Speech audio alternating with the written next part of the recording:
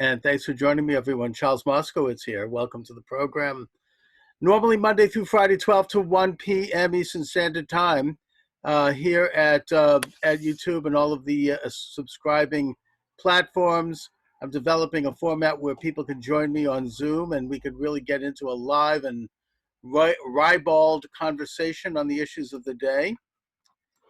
And Melissa Robey is with me now. She is with We Back Blue, Honor, Courage, and Support. They are planning a march on Washington this Sunday. Melissa, thanks for joining me. Thank you. Thanks for having me. And Saturday, actually. It's on Saturday. Saturday. Mm-hmm. Okay, excellent. So this coming Saturday, let's talk a little bit about the details on that. Who are you? Sure. Who is marching? And what's it going to look like? All right. So, hi, I'm Melissa, and I actually work a little bit in politics, but I have a sister in law enforcement, and I have multiple friends in law enforcement. I have listened to stories about her putting on her riot gear to go to work. I have been terrified nightly to make sure she comes home safe. And I have friends in law enforcement that are working 6 days a week, 20-hour days. Between the riots and COVID, they're exhausted, but now they're exhausted and they're being treated like garbage. Yeah. And I don't think that a few people should suffer from the hand of one bad cop, or several, to be honest with you. I mean, are there kinks in the system? Yes. I'll get to that later. But the point is that I'm tired of watching people being treated like garbage. I got together with some friends of mine and I said, hey, I want to walk in their honor. I want to do something special for them. And I want to do something peaceful for them.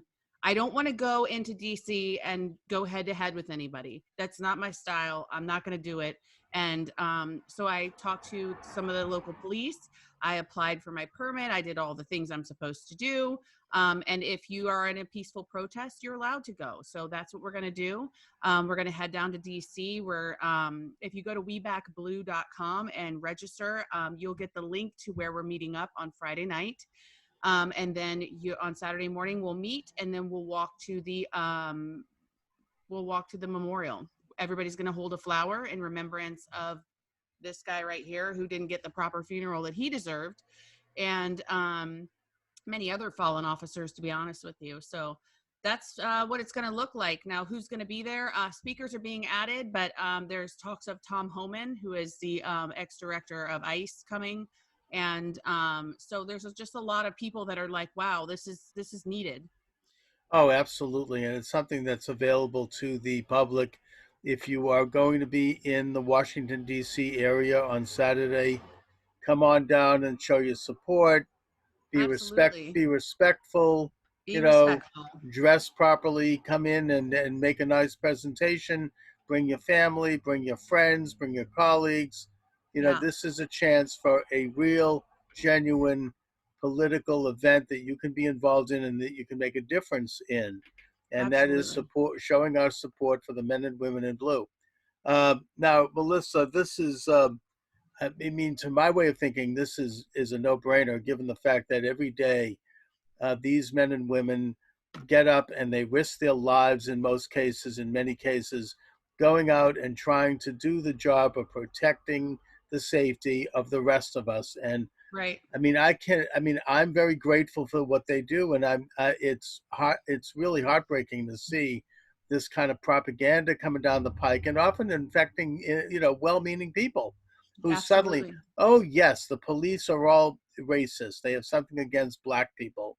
When in fact, it's the police who are really going into some of the very most difficult minority neighborhoods and protecting black people, the 99% of them who are trying to live a peaceful life and get to school and get to their job and have their children play outside and not worry about being killed by criminals. So Right. they're the ones who are on the front lines of this, and they deserve to be honored if anyone does. Absolutely, they do. And so I'll speak to that. I went to DC to kind of map out my route. And I kind of ran into a Black Lives Matter protest. And the funny part is that they were right in front of the judicial building. And on one side of the street, there was police cars blocking for them. And on the other side of the street was police motorcade blocking to make sure these people didn't get run over. Cars didn't get in the middle. They were safe and protected while you're holding your signs that say defund and fuck the police. Excuse me. Sorry, It's but okay. that's what they say. That's But all while right. you're holding your sign saying that, they're standing literally right next to you, still protecting and serving you no matter what, because that's their job.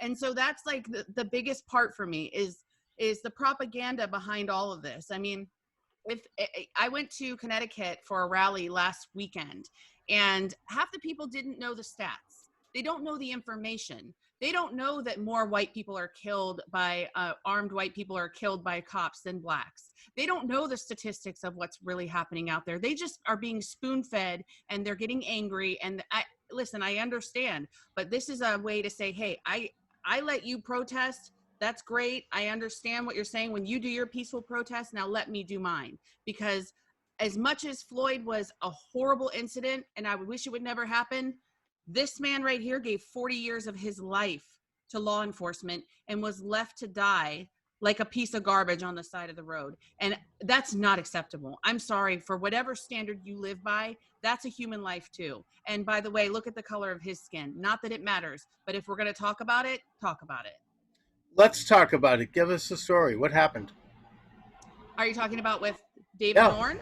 David Dorn. Well, he was protecting his friend's pawn shop, and somebody just came by that was stealing a TV and shot him to death. And it's on the internet, and he was laying there. It was one of the most horrific things I've ever seen, to be honest with you. And I know that sounds weird, but to watch somebody videotape somebody instead of be down there and help them and mouth to mouth or do something, and they're just standing there recording them, just dying. And it was just, I can't even explain it. My father is a retired DC police.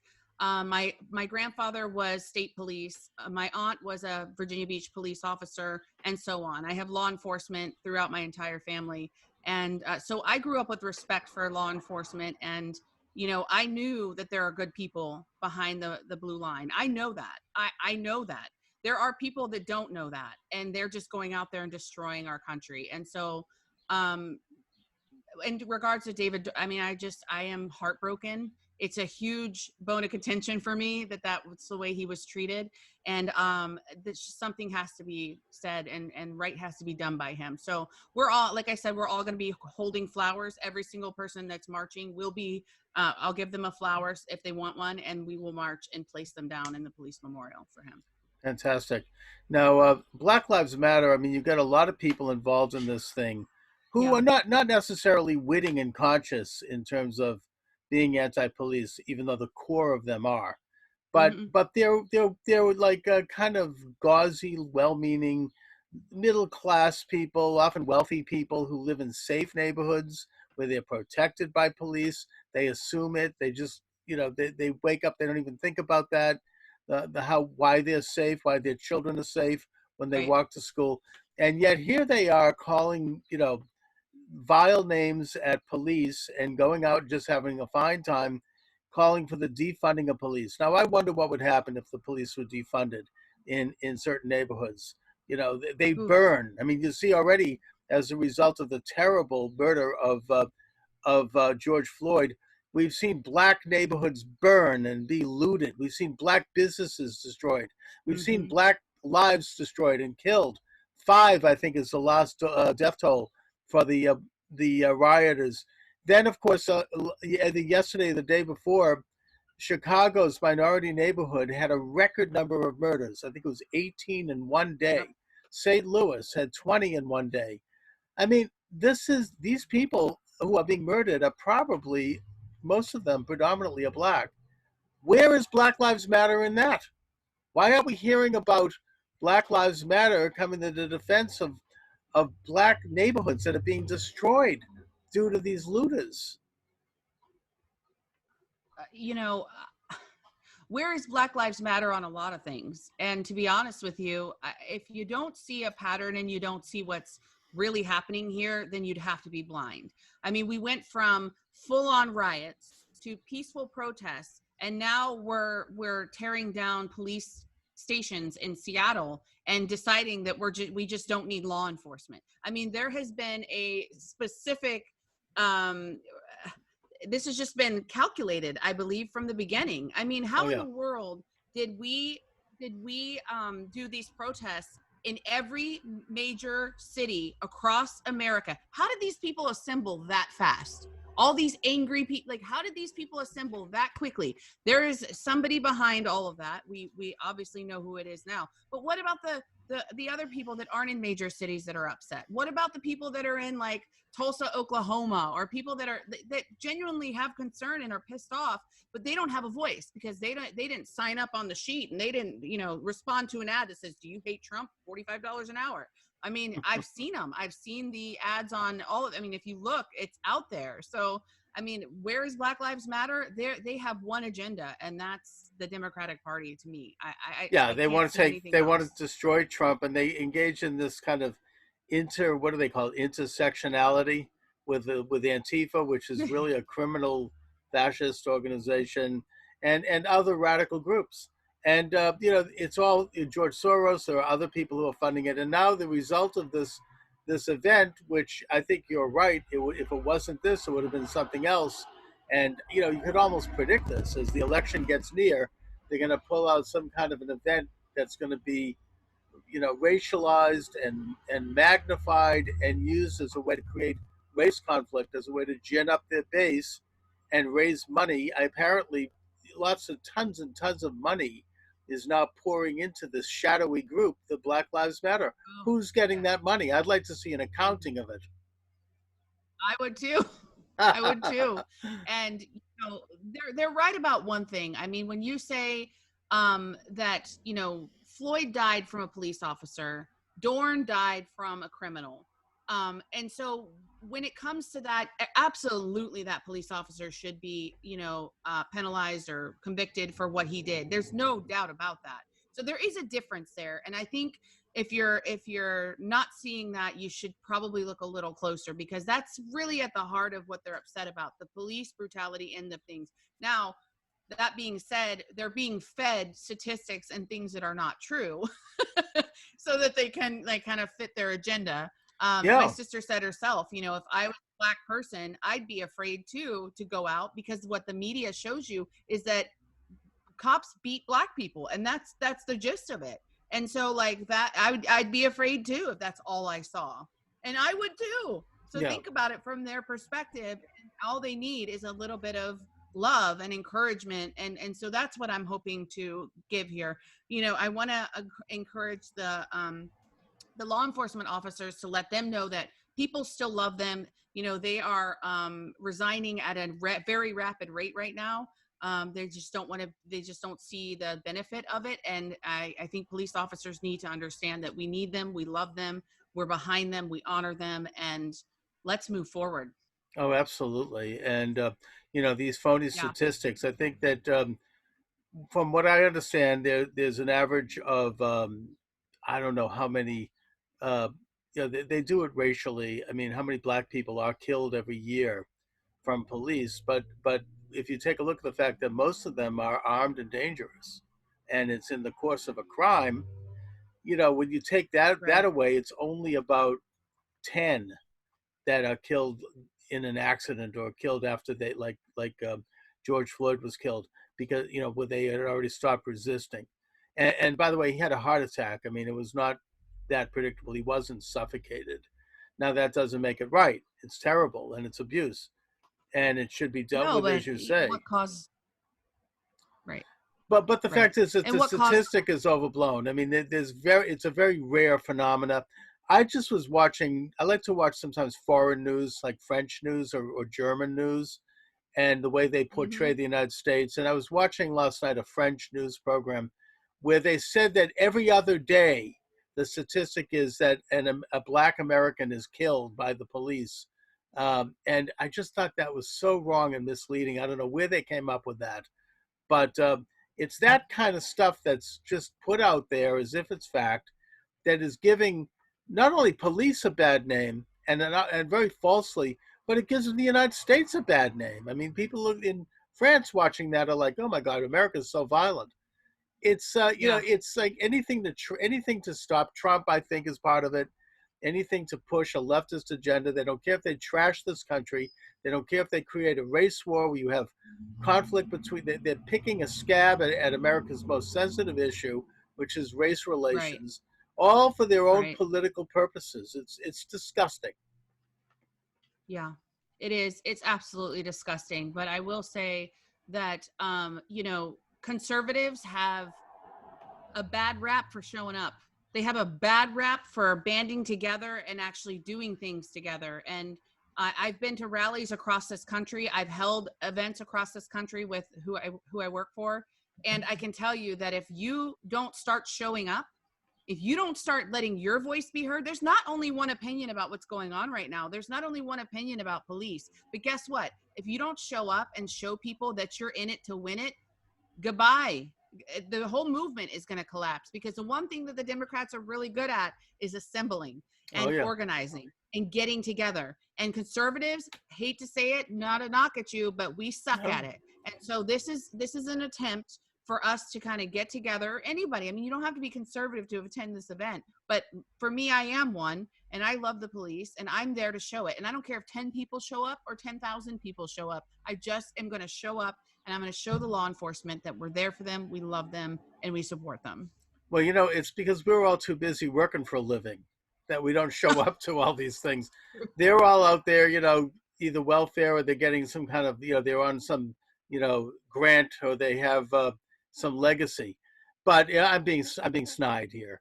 But it's interesting to note how during the height of the COVID-19 pandemic, they were persecuting ministers for Oh, going to yes. church, and they were Oh, yes. persecuting in Michigan. They were persecuting people for protesting who live in the part of the state where there is no virus, and are being told they have to be shut in.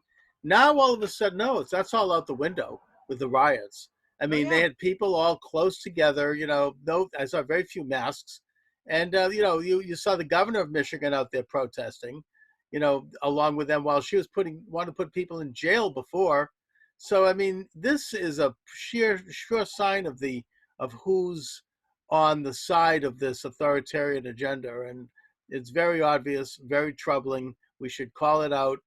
Now on Saturday, you have your event. Melissa, once again, let people know the logistics. I want to make sure that anyone who's in the Washington, D.C. area, get down there and check this out. Bring your Yes. friends, bring your colleagues, bring your family. It's a great day to get together. It's a great social experience. You're going to be safe. There'll be police there.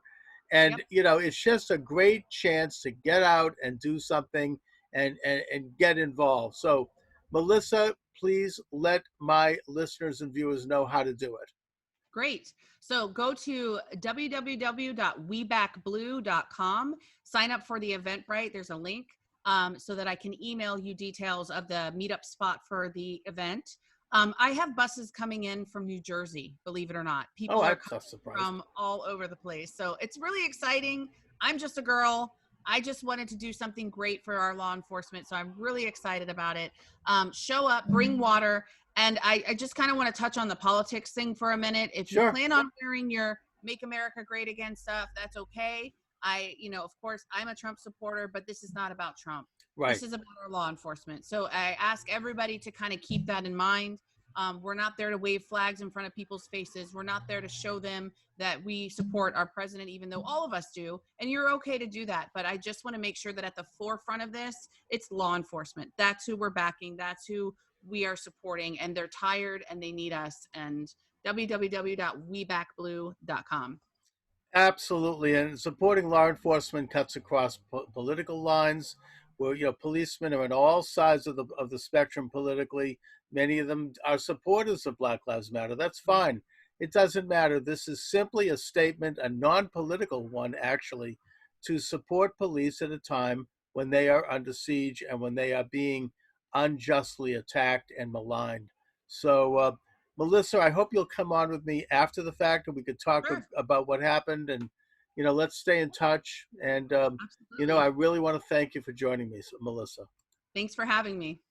All right, thank you, Thanks. and I'll send you the